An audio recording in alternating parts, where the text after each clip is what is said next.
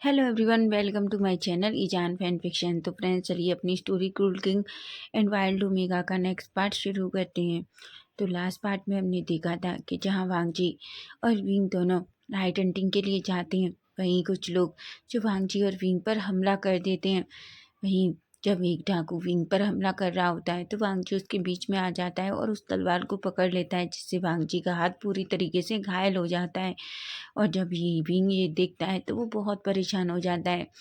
वो वांगजी के हाथ पर अपने रोप को फाड़कर एक कपड़ा लपेटता है और उसे सीधा गुसू में हीलर के पास ले जाता है। वहीं हीलर जो वांगजी को देखकर पूरी तरीके से डर जाता है, लेकिन वांगजी जो विंग की इन सब हरकतों का बहुत एंजॉय कर रहा था, उसे बहुत अच्छा लग रहा था जिस तरीके से विंग अपना उसका ख्याल रख रहा था, उसकी परवाह कर रहा था।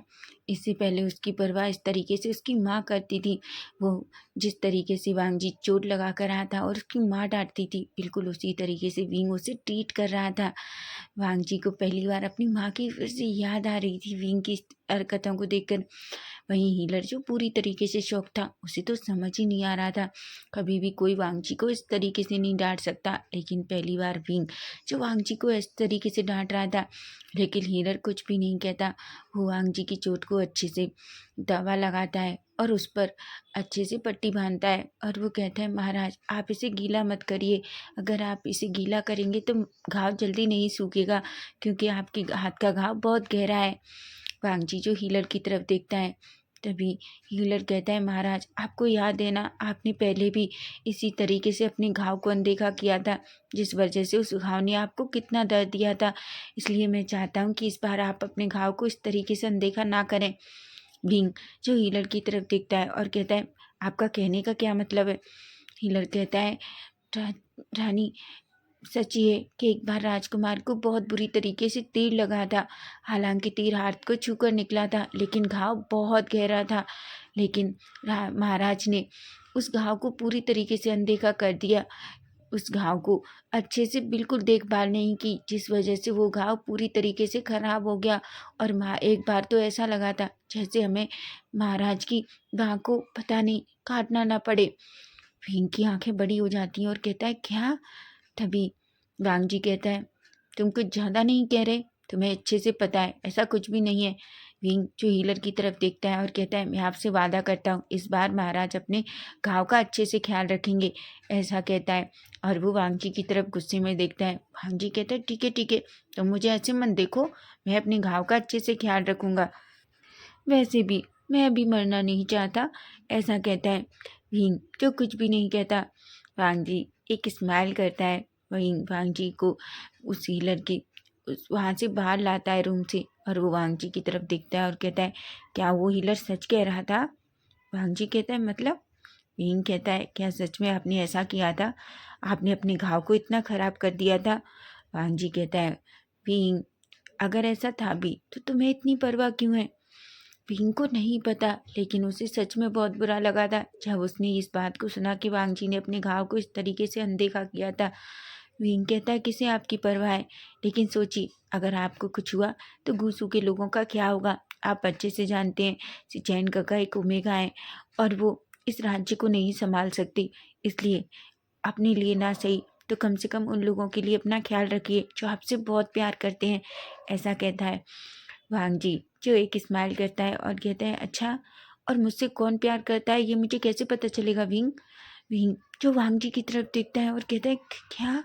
वांगजी विंग के करीब आता है और अचानक उसकी चिन पकड़ता है और उसके फेस के पास अपना फेस ले जाता है और कहता है, विंग मुझे कैसे पता चलेगा कि कौन मुझसे प्यार करता है? सच तो ये है कि आज तक किसी ने मुझसे प्यार किया ही नहीं है। विंग का दिल पूरी तरीके से धड़कने लगता है, उसकी हार्ट बीट बहुत फास्ट हो गई थी। वांगजी की वो गर्म सांसें विंग के फेस पर जा रही थी। विंग जो पूरी तरीके से घबरा गया था, लेकिन फिर भी वो खुद को थोड़ा कंट्रोल करता है और वांगजी का हाथ पकड़कर अपने फेस से दूर करता है और कहता है, महाराज आप क्या समझ रहे हैं? आप मुझे फिर से टीज कर रहे हैं? वांगजी कहता है, बिल्कुल नहीं विंग, तुम अच्छे से जानते हो इस बार मैं तुम्हें टीज नहीं कर रहा, मैं तो बस तुमसे पूछ रहा हूँ कि आखिर मुझे कैसे पता चलेगा कि कोई मुझसे प्यार करता है? विंग कहता है, ये तो बहुत आसान है, कोई हमारी बहुत केयर करता है, हमें कुछ भी हो तो उसे बहुत दर्द फील होता है। कोई हमारी हर चीज़ को लेकर हम जब गलत करते हैं तो हमें समझाता है, और जब हम अच्छा करते हैं तो हमें अप्रिशिएट करता है। और या कोई हमारा बहुत ख्याल रखता है, अगर हमें कुछ हो जाए तो वो इंसान पूरी तरीके से घबरा जाता है, और सारा टाइम बस उसके चेहरे पर आपके दर्द का एहसास हो तो समझ लीजिए वो आपकी बहुत केयर करता है। वांग जी जब विंग की तरफ देखता है और विंग की कमर को पकड़ता है और अपनी तरफ से खींच लेता है और कहता है, विंग, इसका मतलब है कि तुम मेरी परवाह करते हो? हाँ, तुम मुझसे प्यार करते हो? विंग की आंखें बड़ी हो जाती हैं और कहता है कि क्या? वांग जी कहता है, देखो, तुम मेरी कितना ख्याल रख रहे हो। मैंने देखा, जब मुझे दर्द था तो तुम्हारे चेहरे पर साफ दर्द दिख रहा था। अभी तुमने हीलर के सामने किस तरीके से कहा कि तुम मेरा पूरा ख्याल रखोगे, तुम मुझे कुछ भी ऐसा नहीं करने दोगे, तो मैं क्या समझूं? क्या तुम मुझसे प्यार करते हो? वांग जी की बातें सुनकर विंग की आंखें बड़ी हो जाती हैं और कहती है, महाराज, छोड़िए मुझे, आप क्या कह रहे हैं? वांग जी कहते हैं, विंग, ये सारे काम तो भी मैंने तुम्हारे देखे, इसका मतलब है कि तुम मुझे प्यार करते हो? बोलो ना विंग, क्या तुम मुझसे प्यार करती हो? विंग जो पूरी तरीके से घबरा जाता है, वो वांग जी से खुद को छुड़ाने की कोशिश कर रहा था, वो पर वांग जी ने विंग को और टाइटली अपनी तरफ खींच लिया था। वांग जी कहता है, विंग, तो क्या मैं यही समझूं कि तुम मुझसे बहुत प्यार करते हो? विंग कहता है, महाराज, छोड़िए मुझे, आप ये गलत सोच रहे हैं। वांग जी कहता है, और वो क्यों? विंग कहता है, आपने मेरी जान बचाई, मैं बस इसलिए आपके साथ इतना आपका ख्याल रख रहा था। वांग जी एक स्माइल करता है तो कहता है, अच्छा, तो फिर तुम इस वजह से मेरा ख्याल रख रहे थे, तो इसका मतलब हुआ कि दूसरे लोग भी किसी ना किसी वजह से मेरा ख्याल रखेंगे, इसका मतलब मुझे प्यार तो कोई नहीं करता। विंग कहता है, मुझे नहीं पता, छोड़िए मुझे। वांग जी एक स्माइल करता है और विंग का वो डरा हुआ चेहरा देखता है तो उसके फेस पर एक बड़ी सी स्माइल आ जाती है और वो विंग को छोड़ देता है और कहता है, आई एम सॉरी, मुझे माफ़ करो, मैं तो बस तुम्हें टीज कर रहा था। विंग कहता है, आपको नहीं लगता अब आपको चुपचाप जाकर सो जाना चाहिए? वांग जी विंग की तरफ स्माइल करता है और कहता है, अगर मुझे दर्द हुआ तो? विंग कहता है, क्या? वांग जी कहता है, हाँ, अगर मेरे हाथ में दर्द हुआ तो? भीम जब ये सुनता है तो कहता है, अगर आपको दर्द होता है तो आप किसी भी दासी को बोलकर मुझे बुला सकते हैं, मैं आ जाऊंगा। वांग जी कहता है, सच भीम? भीम कहता है, बिल्कुल, वैसे भी आपने मेरी जान बचाई है और आपका ख्याल रखना वैसे भी मेरा काम है, और मैं आपका, ऐसा कहता है। वांग जी कहता है, तुम मेरे? भीम कहता है, कुछ नहीं, अब जाइए आराम कीजिए, ऐसा कहता है। वांग जी जो अपने कक्ष के सामने था और विंग भी वांग जी एक स्माइल करता है, तभी वांग जी अंदर जाता है और कहता है, विंग, अपना ख्याल रखो और जाओ, तुम भी सो जाओ। जिस पर विंग कहता है, वांग जी अपने कक्ष के अंदर चला जाता है। वहीं विंग दासी की तरफ देखता है और कहता है, महाराज को कई बार देखना, ऐसा कहता है, और वो अपनी रोब की पॉकेट से एक अजीब सी थैली निकालता है और कहता है, इसमें कुछ जड़ी बूटियाँ हैं, इनको गर्म करके महाराज के रूम में रख दो, ठीक है? अगर महाराज को दर्द जैसा हो तो मुझे बुलाओ और इन जड़ी बूटियों को पीस कर लाओ, ठीक है? गर्म कर पीस कर, ताकि इनका लेप महाराज के हाथ पर लगाया जा सके। जिस पर वो दासी कहती है। भीम जो वांग जी के कक्ष की तरफ देखता है और चुपचाप अपने कक्ष की तरफ चला जाता है। वहीं हम किसी और के रूम में देखते हैं जहाँ कोई पर्सन गुस्से में पागल हो रहा था। पूरे रूम की हालत पूरी तरीके से खराब थी। पूरा रूम, हर जगह सामान इधर उधर बिखरा हुआ पड़ा था। वो बहुत तेज तेज चिल्ला रही थी, ऐसा नहीं हो सकता, आखिर ऐसा कैसे हो सकता है? मैंने तो पूरी तरीके से प्लान बनाया था कि वो ओमेगा जिंदा नहीं बचना चाहिए, लेकिन क्या होगा अगर महाराज को पता चल गया कि वो मैं हूँ? तो महाराज मुझे छोड़ेंगे नहीं। नहीं, ऐसा नहीं हो सकता। वहीं उसके पीछे एक दासी खड़ी थी। दासी कहती है, लेकिन ये सच है, महाराज ने उन्हें पकड़ लिया है। वहीं वो और कोई नहीं बल्कि चेंग साओ जी। सच तो ये है कि चेंग साओ ने ही उन डाकुओं को विंग को मारने के लिए दिया कहा था, ताकि अगर उन डाकुओं ने विंग को मार दिया तो वो उन डाकुओं को बहुत सारा हीरे जवाहरात देगी और खजाने से आधा खजाना भी, क्योंकि चेंग साओ जानती है कि वो रानी है और वो खजाने तक आसानी से पहुंच सकती है, और वैसे भी वुशु में किसी भी चीज़ की कोई कमी नहीं है। वहीं जब लेकिन चैंग साओ को क्या पता था कि चाल उस पर ही उल्टी पड़ जाएगी और वो पकड़ी जा सकती है। वो पूरी तरीके से डर जाती है और कहती है दासी से, कुछ भी करो लेकिन याद रखो वो अपना मुंह नहीं खोलना चाहिए। वो कहती है हमें नहीं पता, लेकिन हम इतना जानते हैं कि वो इस टाइम जेल में है। चैंग साओ जो पूरी तरीके से डर जाती है और कहती है मेरे साथ चलो, ऐसा कहती है। और वो धीरे धीरे वहाँ से सीधा उन कैद खाने के में जाने लगती है जहाँ उस डाकू को रखा गया था। वहीं हम देखते हैं चैंग साओ सीजी सीधी उस कैद खाने में पहुंचती है जहाँ पहले से पहरेदार जैसे ही चैंग साओ को देखते हैं उन्हें कुछ समझ में नहीं आता। वहीं चैंग साओ गुस्से में एक पहरेदार को देखती है और कहती है बाहर निकलो यहाँ से, मुझे किसी से मिलना है, ऐसा कहती है। पहरेदार जो कुछ भी नहीं कहते वो दोनों चैंग साओ की तरफ देखते हैं, लेकिन वो करके चुपचाप वहाँ से चले जाते हैं। वहीं हम देखते हैं वो डाकू जैसे ही चैंग साओ को देखता है और कहता है रानी यहाँ से बाहर निकालो मुझे। चैंग साओ कहती है क्या? तभी वो कहता है हाँ मुझे बाहर निकालो, अगर तुमने मुझे बाहर नहीं निकाला तो मैं तुमसे वादा करता हूँ मैं तुम्हारे महाराज को बता दूंगा कि उनके ओमेगा को मारने के लिए हमें तुमने कहा था। चैंग साओ कहती है तुम ऐसा कुछ भी नहीं करोगे, और वैसे भी तुम्हें सिर्फ मैंने ओमेगा को मारने के लिए कहा था, ना कि महाराज को। तुमने महाराज को घायल कर दिया। तभी वो पर्सन कहता है आप अच्छे से जानती हैं आपके महाराज को बिना चोट पहुंचाए हम उस ओमेगा को नहीं मार सकते थे, और वैसे भी आपके महाराज ने उस ओमेगा को बचा लिया। मैंने तो उस ओमेगा को मारने के लिए अपनी तलवार चलाई थी। चैंग साओ कहती है लेकिन तुमने अपना काम पूरा तक नहीं किया, और तुम चाहते हो अगर तुमने अपना मुंह खोला तो सोच लेना। तभी वो पर्सन कहता है अगर आपने मेरी बात नहीं मानी तो मैं आपसे वादा करता हूँ मैं सच में अपना मुंह खोलूँगा और मैं महाराज को बता दूंगा कि इस महल में और कोई नहीं बल्कि आप खुद हैं जो इस महल में होने वाली हर गलत चीज़ों की भागीदार हैं। चैंग साओ डर जाती है। तभी चैंग साओ एक स्माइल करती है और कहती है तुम ऐसा नहीं कर सकते। अगर तुम यहाँ से बाहर निकलना चाहते हो तो मैं वादा करती हूँ मैं कल तक तुम्हें बाहर निकाल दूंगी, लेकिन अभी तुम परेशान मत हो। देखो हम तुम्हारे लिए क्या लेकर आए हैं। ऐसा कहकर वो एक एम्पर स्माइल का जार उस टांगू की तरफ करती है। टांगू जो चैंग साओ की तरफ देखता है। चैंग साओ कहती है इसे पी लो और आराम करो, तब तक हम तुम्हें यहाँ से निकालने का सोचते हैं, ठीक है।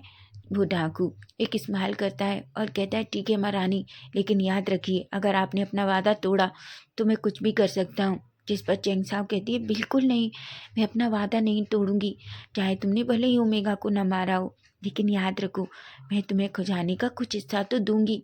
ऐसा कहती है मैं तुम्हें बहुत सारे हीरे जवाहरात दूंगी ताकि तुम यहाँ से जा सको, ठीक है।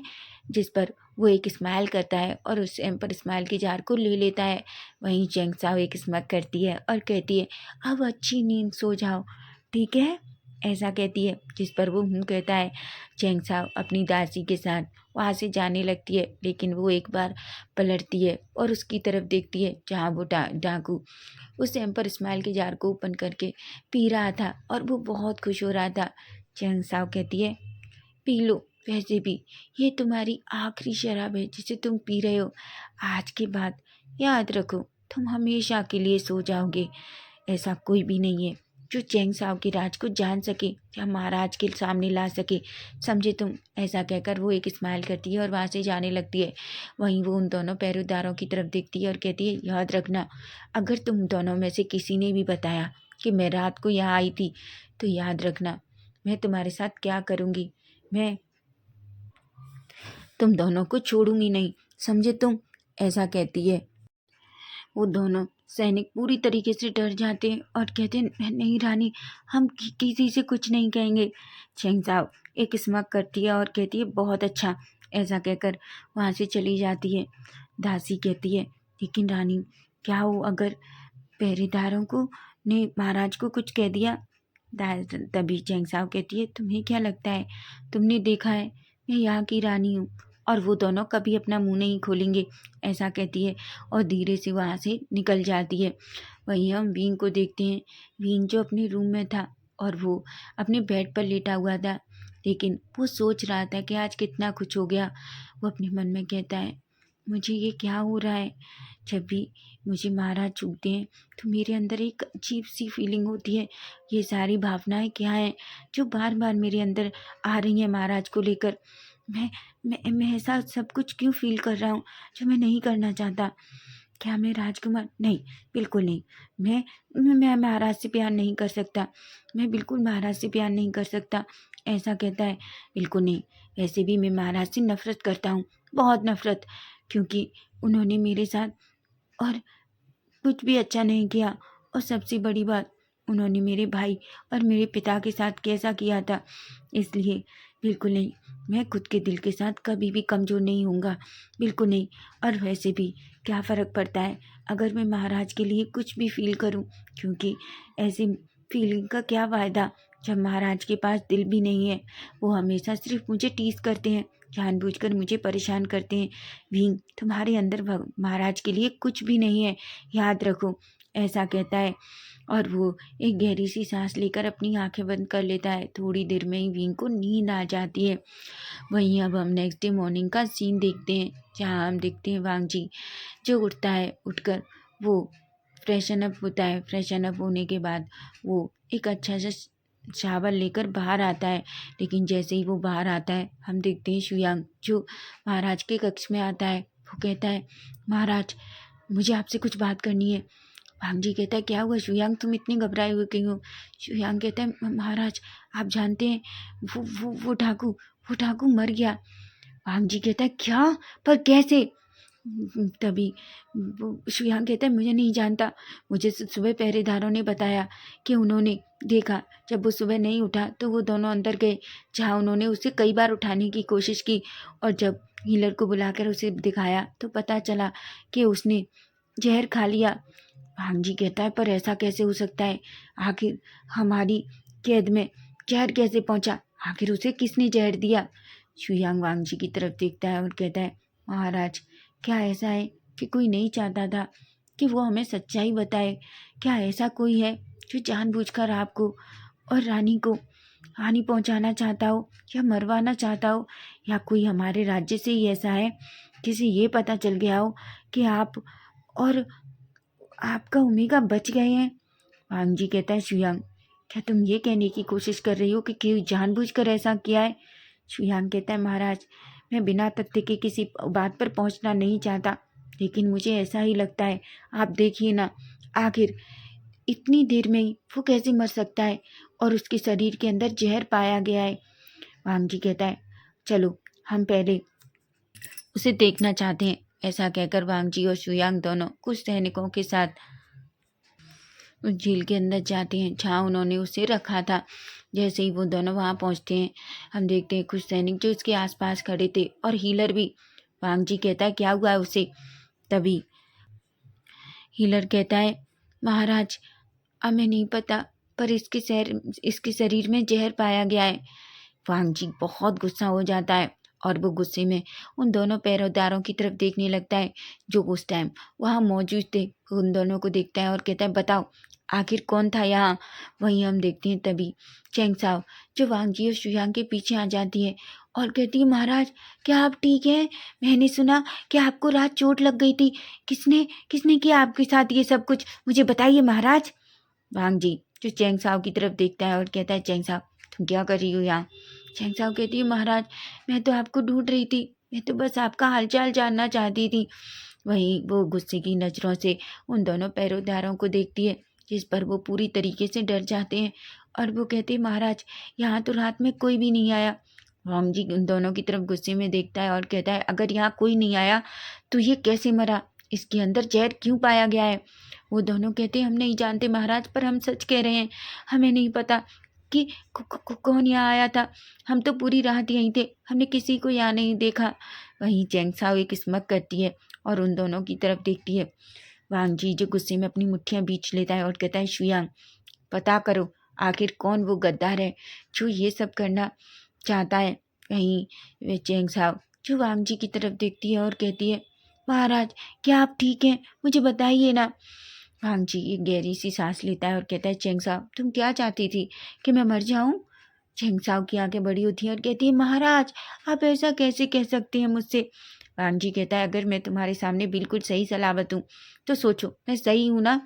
चैंग साओ एक गहरी सी सांस लेती है और कहती है, हाँ महाराज, पर आप मुझ पर इतना गुस्सा थोड़ी हैं।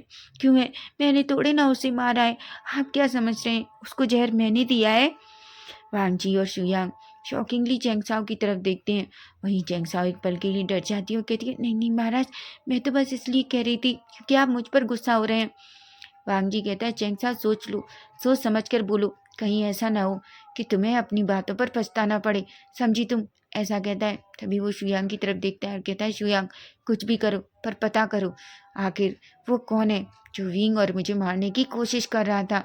तभी चैंग साओ एक किस्मत करती है और कहती है, क्या पता महाराज, आपका वो नया ओमेगा ही ऐसा कर रहा हो, क्योंकि वो आपको बिल्कुल बिल्कुल पसंद नहीं करता। वहीं वांग जी जो गुस्से में चैंग साओ की तरफ देखता है और उसकी गर्दन पकड़ लेता है और कहता है, तुम जानती हो चैंग साओ, तुम कभी कभी कुछ ऐसा बोल देती हो जो मुझे बिल्कुल पसंद नहीं है। और वैसे भी तुम हर इंसान को अपनी जैसा समझती हो क्या? नहीं ना?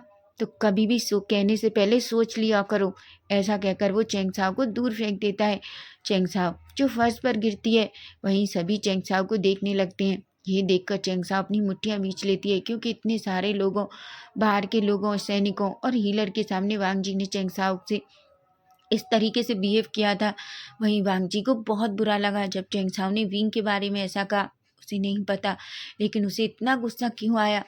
वो चैंग साओ की तरफ देखता है और कहता है, याद रखो, तुम चाहती हो कि तुम्हें इन सब बातों के लिए फिर से पनिश किया जाए। चैंग साओ कुछ नहीं कहती, उठती है और दासी के साथ वहाँ से चली जाती है। वहीं दासी कहती है, रानी, आपको सोच समझ कर बोलना चाहिए। चैंग साओ पलटती है और खींचकर दासी को एक स्लैप मारती है और कहती है, तुम कौन होती हो मुझे ये सब कुछ सुनाने वाली? तुम एक दासी हो और दासी बनकर रहो, समझी तुम। ऐसा कहती है और गुस्से में वहाँ से चली जाती है। वहीं शुयांग जो एक गहरी सी सांस लेता है और कहता है, महाराज, अब मैं इस बारे में पता करता हूँ कि आखिर इसकी मौत किस वजह से हुई है। जिस पर वांग जी कहता है, बिल्कुल, कुछ भी करो शुयांग, बस ये मुझे पता लगा कर बताओ कि आखिर इसके मरने के पीछे किसका हाथ है। ऐसा कहता है। जिस पर शुयांग कहता है और वहाँ से चला जाता है। वहीं हम विंग को देखते हैं। विंग सुबह उठता है और उठकर वो अपने बेड में बैठता है। वहीं हम देखते हैं यांग जो अंदर आता है और दौड़कर विंग को हक कर लेता है और कहता है, राजकुमार, क्या आप ठीक हैं? वांग जी विंग जो यांग की तरफ देखकर कहता है, मैं बिल्कुल ठीक हूँ यांग। यांग कहता है, मैंने सुना कि रात क्या कुछ हुआ, लेकिन आपको पता है जिस डाकू को महाराज पकड़ कर लाए थे वो मर गया है। विंग कहता है, क्या? यांग कहता है, हाँ, मैंने अभी दासियों से सुना। मैंने सुना कि किसी ने उसको कैद में जहर दे दिया। विंग की आंखें बड़ी बड़ी हो जाती हैं और कहता है, पर ऐसा कैसे हो सकता है? आखिर यहाँ उसे कौन जहर दे सकता है? यांग कहता है, पता नहीं, लेकिन मैंने सुना है महाराज बहुत गुस्से में है। विंग एक गहरी सी सांस लेता है और कहता है, मुझे महाराज से मिलना है। यांग कहता है, क्या हुआ? तभी विंग कहता है, तुम्हें पता है यांग, कल मेरी जान बचाते टाइम महाराज ने अपना हाथ घायल कर लिया और उनके हाथ में बहुत चोट लग गई। यांग एक स्माइल करता है और कहता है, अच्छा, तो राजकुमार को महाराज की चिंता हो रही है। विंग नैरो आइज करता है और कहता है, यांग, तुम्हें पता है ना कि फिर तुम फिर से कैसी बातें कर रहे हो? तुम अच्छे से जानते हो, जब कोई हमारी जान बचाता है तो हमें उसकी देखभाल करनी चाहिए। हमारे क्लैन में यही सिखाया गया है हमें। यांग कहता है, ठीक है राजकुमार, मैं कुछ भी नहीं कह रहा। मुझे पता है कि उन्होंने आपकी जान बचाई है और इसलिए आप उनकी इतनी चिंता कर रहे हैं। विंग कुछ नहीं कहता और कहता है, चलो मैं महाराज को देखना चाहता हूँ। ऐसा कहकर विंग और यांग दोनों विंग के रूम से निकलते हैं। वहीं दासी भी विंग के साथ थी। वो दोनों और कुछ दासियाँ विंग के साथ सीधा वांग जी के कक्ष में जाती हैं, जहाँ सभी लोग बाहर रह जाते हैं और विंग अंदर जाता है। जैसे ही वो अंदर जाता है वो देखता है वांग जी जो बहुत गुस्से में था। गुस्से में उसने अपना हाथ दीवार पर मार लिया था, जिस वजह से जिस हाथ में चोट लगी थी उससे बहुत खून बह रहा था। लेकिन जैसे वांग जी को तो कोई चिंता ही नहीं। विंग ये देखता है, वो शॉक हो जाता है। वो दौड़कर वांग जी के पास जाता है और उस हाथ को अपने हाथ में लेता है और कहता है, महाराज, ये सब क्या है? वांग जी गुस्से में देखता है और कहता है, विंग, जाओ यहाँ से। विंग कहता है, महाराज, मुझे बताइए आपने क्या किया? इस हाथ से इतना खून क्यों बह रहा है? वांग जी कहता है, विंग, जाओ यहाँ से। मैं इस टाइम तुमसे कुछ भी नहीं कहना चाहता। और मेरे हाथ की इतना परवाह मत करो, वो ठीक हो जाएगा। विंग कहता है क्या इस तरीके से कि आपने उसे फिर से घायल कर लिया? वांगजी कहता है विंग मैंने कहा जाओ यहाँ से। विंग कहता है अगर मैं ना जाऊँ तो आप क्या करेंगे? ऐसा कहता है और वांगजी को खींचकर उस बेड पर बिठा देता है। वांगजी जो विंग को ही देख रहा था, तभी विंग जोर से चिल्लाता है यांग। यांग जो दौड़ कर आता है और कहता है क्या हुआ राजकुमार? विंग कहता है जाओ हीलर को जल्दी बुला कर लाओ। जिस पर यांग कहता है।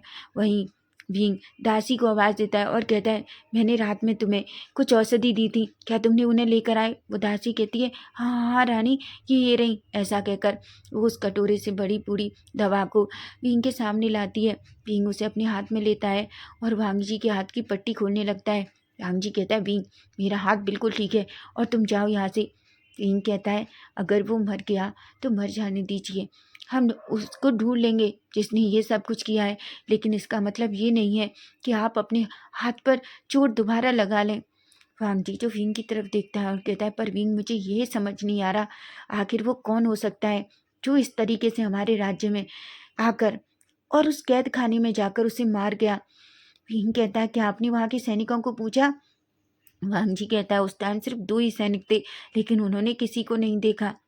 विंग कहता है क्या पता वो सैनिक डर की वजह से नहीं बता रहे हो। वांगजी कहता है क्या मुझसे भी बड़ा डर इनके पास किसी और का है? विंग कहता है महाराज मेरी बात सुनिए, माना हमें किसी इंसान का डर बहुत होता है, लेकिन कभी कभी हमें कोई अपनी बहुत कीमती चीज़ खोने का डर भी बहुत ज़्यादा होता है। तो हम कभी कभी उस डर को भूल जाते हैं जो डर हमारे सामने होता है, और हमें सिर्फ वो चीज़ याद रहती है जिस कीमती चीज़ को हम खो ना दें। वांगजी जो विंग की तरफ देखता है और कहता है विंग मुझे तुम्हारी कई बात समझ में नहीं आई। विंग वांगजी की तरफ देखता है और कहता है छोड़ दीजिए महाराज, अगर हम उसका पता लगाएंगे तो लगा लेंगे, लेकिन आपको अपने हाथ का ख्याल रखना चाहिए। देखिए ये फिर से कितना घायल हो गया। वांगजी एक गहरी सी सांस लेता है और कहता है पता नहीं विंग, लेकिन वो ही एक इंसान था जो मुझे ये बता सकता था कि आखिर हमारे महल में ऐसा कौन है जो इतना बड़ा गद्दार है। विंग वांगजी की तरफ देखता है और कहता है चाहे वो कितना बड़ा भी गद्दार क्यों ना हो, एक ना एक दिन हम उसे ज़रूर पकड़ लेंगे। आप याद रखिए आप यहाँ के महाराज हैं, बहुत ही क्रूर राजकुमार जिससे हर कोई डरता है, और आखिर वो इंसान कितने दिन तक सोचिए ये सब करेगा। वांगजी विंग की तरफ देखता है और कहता है विंग क्या तुम मुझे टीस कर रहे हो? विंग एक छोटी सी स्माइल करता है और कहता है क्यों महाराज, क्या आप ही हमेशा मुझे टीस कर सकते हैं? वांगजी एक स्माइल करता है और कहता है बिल्कुल, मैं तुम्हारा अल्फ़ा हूँ। विंग कहता है और ये किस किताब में लिखा है कि सिर्फ अल्फ़ा ही ओमेगा को टीस कर सकता है और ओमेगा नहीं? मत भूलिए महाराज, मैं एक वाइल्ड ओमेगा हूँ जो आपके यहाँ के ओमेगा जैसा बिल्कुल नहीं है। जिस पर वांगजी विंग की तरफ देखकर एक स्माइल करता है और विंग भी वांगजी की तरफ देखकर एक स्माइल करता है। तो फ्रेंड्स नेक्स्ट पार्ट इसका हम कल देखेंगे कि क्या वांगजी को पता चलेगा कि इन सब के पीछे चेंग साओ है या कुछ एक नया ट्विस्ट आने वाला है। अगर आपको ये फैन फिक्शन अच्छा लग रहा है तो प्लीज़ प्लीज़ चैनल को सब्सक्राइब कीजिए, लाइक कीजिए और डियर अपने प्यारे प्यारे कमेंट भी। Bye bye, take care.